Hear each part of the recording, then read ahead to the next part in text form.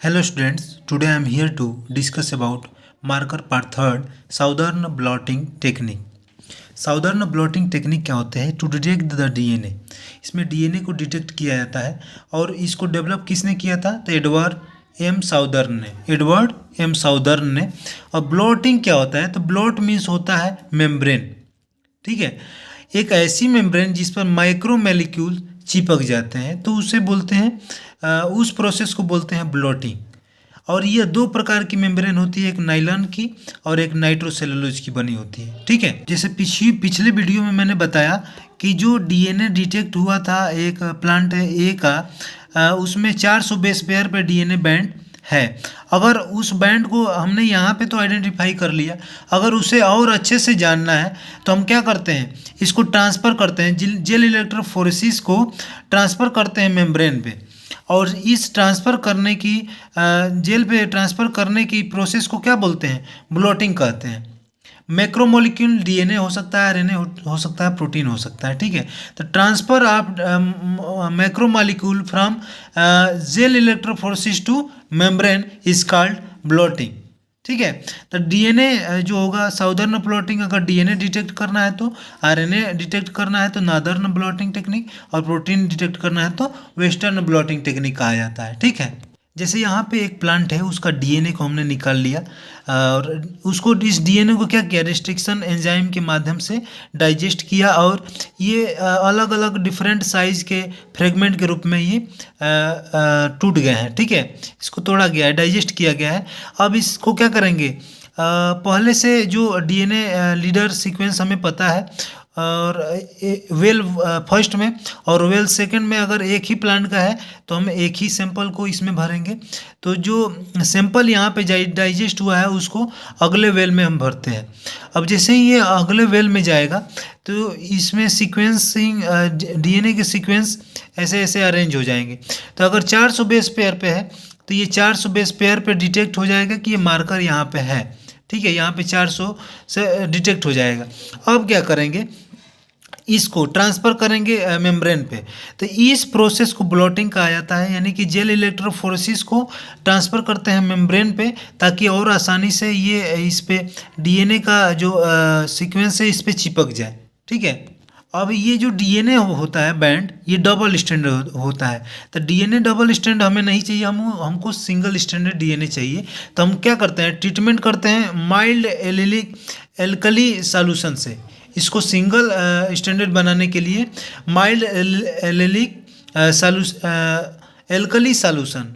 Alkali solution से क्या करते हैं, इसको ट्रीट करते हैं और double standard DNA convert in single standard DNA, ठीक है। तो मार्कर जिसका लेंथ हमें पहले से पता है और हम जानते हैं बेस पेयर सीक्वेंस, वो हमें पता है कि वह किस वर्ग के लिए है, कि डिजीज रेसिस्टेंट के लिए है, कि उसमें हाई यील्डिंग के लिए है। तो वो पहले से हमें वो सीक्वेंस पता है। तो हमें यह पता करना है कि इस डीएनए में वह सीक्वेंस वाकई में मौजूद है कि नहीं है, ठीक है। और उसके बाद से हम क्या करते हैं, जैसे कि मान लीजिए यहाँ पे ये क्या है, मेम्ब्रेन है और जेल इलेक्ट्रोफोरेसिस, इसको क्या करते हैं, इस मेम्ब्रेन पे इसको रख दिया जाता है और उस ऊपर से रुमाल का प्रयोग करके इस पे कोई वेट वाला चीज़ का प्रयोग करते हैं, जिससे कि आसानी से डीएनए का जो सीक्वेंसिंग है उस पे मेम्ब्रेन पे आ जाए, ठीक है। अब क्या है, डीएनए जो है मेम्ब्रेन पे आ गए हैं, ठीक। अब प्रोब की रिक्वायरमेंट होती है। अब प्रोब क्या होता है, इट्स शॉर्ट ओलिगोन्यूक्लियोटाइड सीक्वेंस। ये क्या होता है, एक शॉर्ट सिंगल न्यूक्लियोटाइड सीक्वेंस होता है, जिसमें जैसे कि मान लीजिए कि उसमें जो नॉन डीएनए है, पहले से हमें पता है कि इस मार्कर पे ये इस प्रकार के डीएनए सीक्वेंस हैं। तो हम क्या करेंगे, उस हिसाब के प्रोब तैयार करते हैं जिसमें थाइमिन, एडेनोसिन, साइटोसिन जैसे इसके अल्टरनेट फॉर्म पे ये प्रेजेंट हो, ठीक है। इसीलिए इसको न्यूक्लियोटाइड सीक्वेंस कहा गया है। तो ये पहले से मार्कर के पास इस प्रकार के डीएनए सीक्वेंस हैं और न्यूक्लियोटाइड सीक्वेंस है। अब इस प्रकार के हम प्रोब बनाएंगे ताकि उस पे जाके हाइब्रिडाइज हो जाए, ठीक है। अब यहाँ पे प्रोब तैयार किया गया है। अब प्रोब में इस ओलिगो न्यूक्लियोटाइड सीक्वेंस का सॉल्यूशन यहाँ पे रखा गया है। अब इसमें जो जेल इलेक्ट्रोफोरेसिस मेम्ब्रेन पे जो डीएनए आया है, इसको हम लोग क्या करेंगे, ट्रांसफ़र कर देंगे प्रोब के सॉल्यूशन में। और अब जो मेम्ब्रेन पे जो डीएनए होगा और प्रोब में जो डीएनए का सीक्वेंस है, न्यूक्लियोटाइड का सीक्वेंस है, वो आपस में अगर वाकई में वो मार्कर अगर उसमें उपस्थित है तो क्या हो जाएगा, उनके बीच हाइब्रिडाइजेशन हो जाएगा। ठीक है, अगर उसमें पहले से मौजूद है तो अगर हाइब्रिडाइज हो गया प्रोब में, तो हाइब्रिडेशन के बाद क्या करते हैं, ट्रीटमेंट करते हैं रेडियो एक्टिव एलिमेंट से। ठीक है, रेडियो एक्टिव एलिमेंट जो होता है वो जब हम यूवी रे का ट्रीटमेंट करते हैं तो रेडियो एक्टिव एलिमेंट उसमें लाइटली दिखता है। ठीक है, इसे इसका ऑटो रेडियोग्राफी कहा जाता है। ठीक है, ऑटो रेडियोग्राफी क्या है, यूवी रे से जब ट्रीटमेंट करते हैं उसको रेडियो एक्टिव एलिमेंट को, तो उसमें उसका जो लाइटली वो दिखता है उसमें वो स्ट्रेंड। ठीक है, अब RFLP जो है डेवलप किया गया था बोटेस्टिन ने 1980 में, बेस्ड हाइब्रिडेशन में कोडोमिनेंट टाइप और हाईली रिप्रोड्यूसेबल होता है। अब जैसे सेम स्पीसीज के दो पेरेंट्स हैं, अब उनके क्या किया गया, क्या डीएनए को क्या किया गया, ट्रीटमेंट किया गया रिस्ट्रिक्शन से, इको R1 मान लीजिए, इनको भी इको R1 से, तो डिफरेंट लेंथ में ये क्या हो गया, फ्रेगमेंट बदल गए। तो क्योंकि रिस्ट्रिक्शन फ्रेगमेंट लेंथ पॉलीमॉर्फिज्म उसमें अलग अलग लेंथ के हो गए, और जब ये लेंथ बैरी करते हैं, क्यों बैरी करते हैं, इसका भी एक रीजन है, वो BNTR होता है। तो BNTR क्या है, variable number of tandem repeat. ये क्यों होते हैं, ये पॉलीमॉर्फिज्म क्यों शो करते हैं, तो ये इसमें जो वेरिएबल नंबर का मतलब कि ATG इस प्रकार के सीक्वेंस अगर दिखेंगे तो अगला सीक्वेंस ही आगे होगा। ठीक है, तो ये होता है, ये जो वेरिएबल पॉलीमॉर्फिज्म शो करता है तो BNTR के वजह से। तो BNTR क्या होता है, वेरिएबल नंबर टेंडम रिपीट।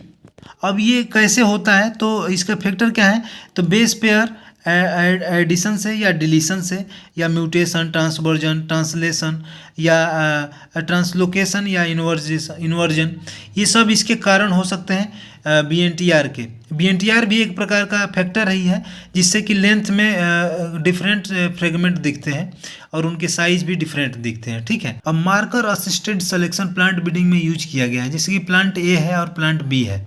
ठीक है, और पहले से हमें वो जैसे व्हीट की एक वैरायटी है जिसमें हमें पहले से पता है कि इसमें रस्ट रेसिस्टेंट प्लांट की जीन है, इसमें हमें रेसिस्टेंट जीन की सीक्वेंसिंग पता है कि इसमें है कि नहीं। तो हमें ये इस प्लांट के बीच पता करना है कि ये सीक्वेंस वाकई में है कि नहीं है, कि वो रेसिस्टेंटी के लिए वो जीन है कि नहीं है। ठीक है, तो नॉर्मली क्या होता है, प्लांट बड़ा होता है, फिर वैसे क्या होता है, इन्वायरमेंट देना होता है, और तब पता चलता है कि उसमें रेसिस्टेंटी है कि नहीं है।